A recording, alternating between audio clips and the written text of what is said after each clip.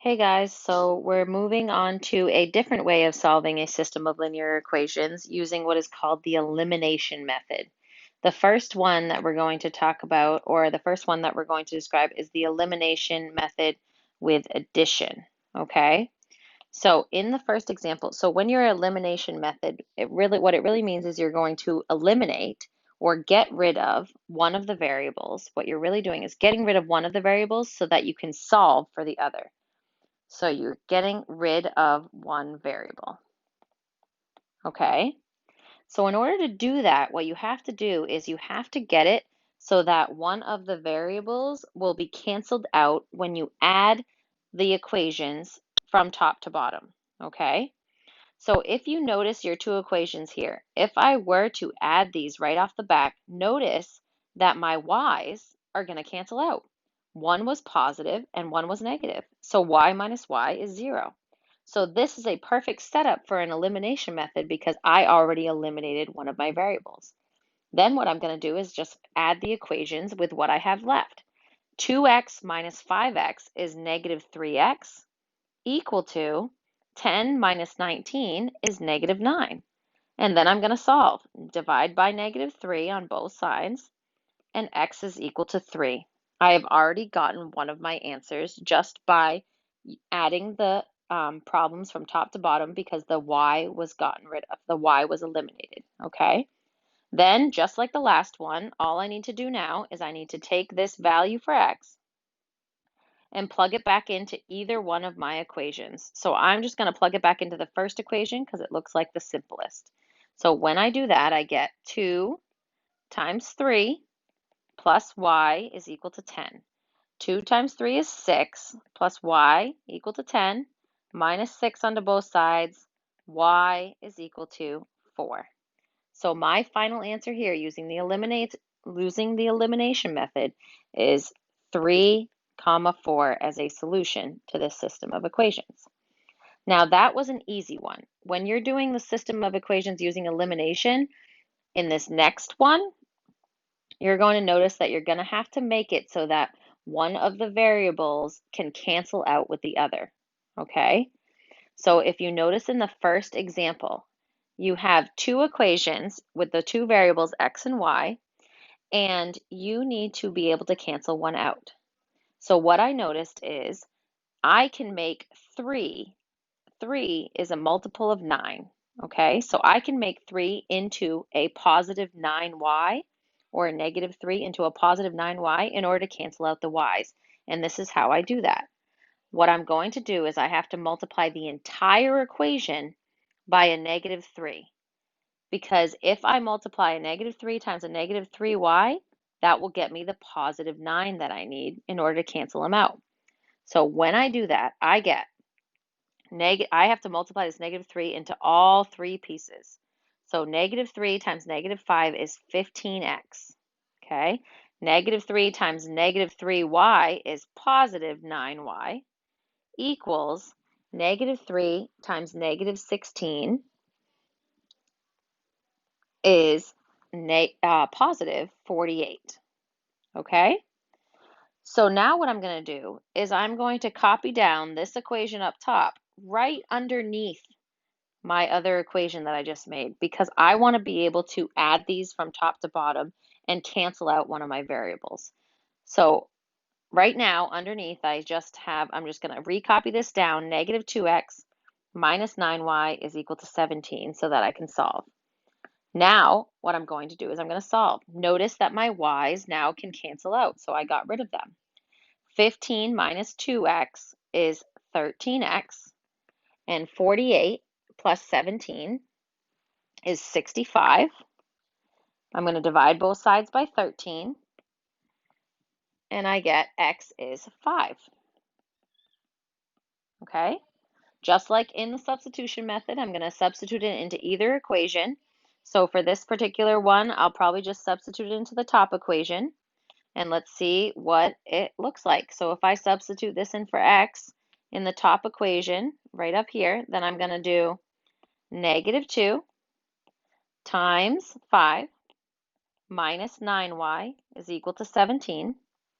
Okay, negative 2 times 5 is negative 10 minus 9y is equal to 17. I'm going to add 10 so I can get that number on the other side. And then I'm left with negative 9y is equal to 27. I'm going to divide both sides by negative 9, and I solve with negative 3 for y. So my y value is negative 3. When we write our answer, we write it as an ordered pair, so a solution to this would be 5, negative 3 as my solution to this system of equations. Okay? So this is what the elimination method looks like. We have to get rid of one of the variables, so we're always going to try to find the simplest variable. In number 2, there is no simple way to get between these two. So what you got to do is you got to make them the same number, okay, by multiplying them, okay, by a certain number. So on this case, I'm going to get rid of the y's again and solve for the x's.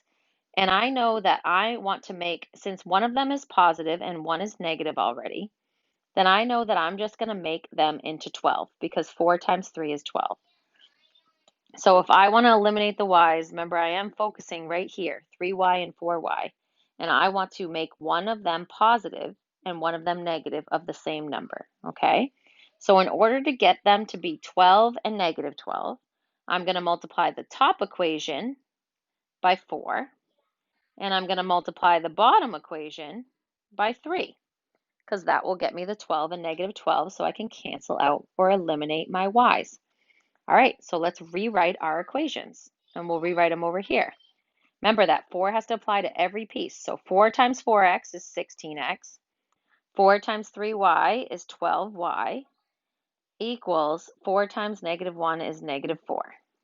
Then if I rewrite my second equation, I've got 3 times negative 7x is negative 21x. 3 times negative 4y is negative 12y equal to 3 times negative 2 is negative 6. Now I can combine these two equations because the y's now are eliminated. Since I eliminated the y's, I now am going to do 16x minus 21, which is negative 5x, equal to negative 4 minus 6, which is negative 10. Divide both sides by negative 5, and you get your final answer of 2 for x. Plug this back into either of your original equations. So in this case, I'm just going to plug it back into that first equation for my x and then solve from there. So from here we have 4 times 2 plus 3y is equal to negative 1. 4 times 2 is 8 plus 3y is equal to negative 1. I'm going to subtract the 8 from both sides so that I get my numbers on one side. 3y is equal to negative 9. And then to solve for the y, I'm just going to divide by 3. When I divide by 3, I get y equals negative 3. So when I go to write my final answer as a solution to this system of equations, I'm going to write my answer as 2, negative 3. The ordered pair 2, negative 3 is the solution to this system of equations. Okay? Let's try a couple more examples. This one's a little bit different because this one gives you some options where one of your answers could be no solution, one of your answers could be an answer like we just got in the previous one, or one of your answers could be infinitely many solutions, okay? You can use whatever method you choose. So either you do the substitution method or you do the elimination. Remember, when you're doing substitution, that's when one of the variables is already by itself. In the first equation, none of the variables are by themselves, okay? But I do notice that my y, one of my y's is positive and one of my y's is negative. So that tells me I immediately can use the elimination method because those immediately can be canceled out. So when I do that, I am now getting rid of the y's and I have negative 3x minus 3x is negative 6x. Negative 6 minus 6 is negative 12. And I'm going to get an answer here because when I divide by negative 6, I get x is equal to 2. So this is just like what we were doing in the previous problems. We got an answer of x is 2. So we're going to plug that back into either equation. In this case, I'll just plug it into the first equation. in order to find my y. So I have negative 3 times 2 plus y is equal to negative 6. Negative 3 times 2 is negative 6 plus y is equal to negative 6. And if I add 6 onto both sides, then I get y is equal to 0. This is one solution because I got a value for my x and I got a value for my y. So this one, you would check off the middle box because this system has a unique solution, and that solution is 2, 0, and that's what you would fill in there. Okay? So this is your example of a unique solution. Let's look at our next example and see if it fits one of the others.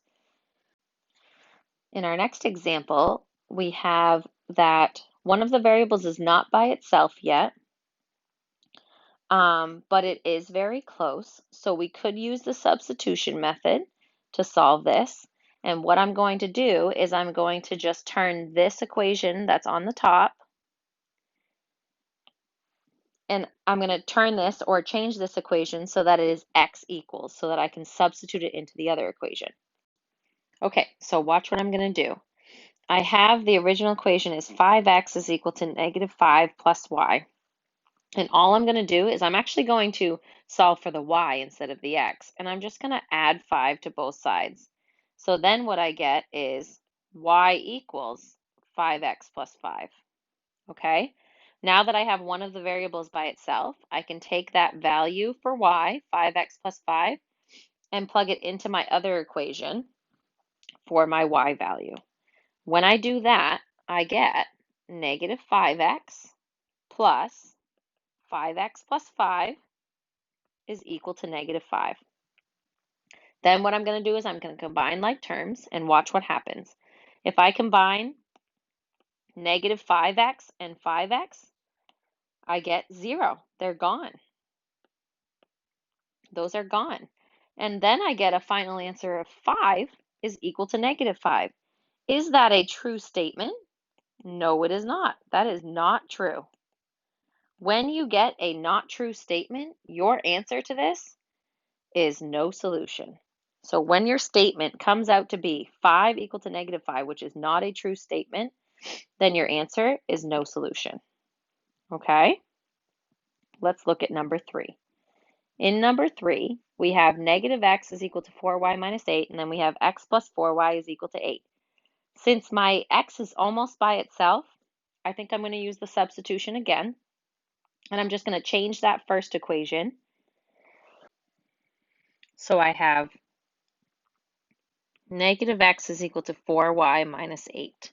In order to get rid of that negative sign out front of the x so that it's by itself, I'm just going to divide everything by a negative 1. When I do that, I get x equals negative 4y plus 8. Okay? Then if I use the substitution method, I'm going to take negative 4y plus 8, and I'm going to plug it in for x in my second equation. So watch what happens when I do that. I have negative 4y plus 8, substituted in for x, plus 4y is equal to 8. If I were to combine like terms, just like in the last one, I have negative 4y plus 4y. That cancels out. That is nothing. So then what I'm left with is 8 is equal to 8. This is a true statement, right? So unlike the previous one where 5 did not equal negative 5, 8 does equal 8. So that tells me that this system of equations has infinitely many solutions. That's what that means. Infinitely many solutions. So if you come out with a true statement, it has infinitely many. If you come up with a not true statement, it is no solution. Okay? And if you come out with an answer, it's one unique solution, and you have to write what that solution is. Okay? So there are lots of different ways to solve these, substitution or elimination, and then you have choices in your answers. Okay?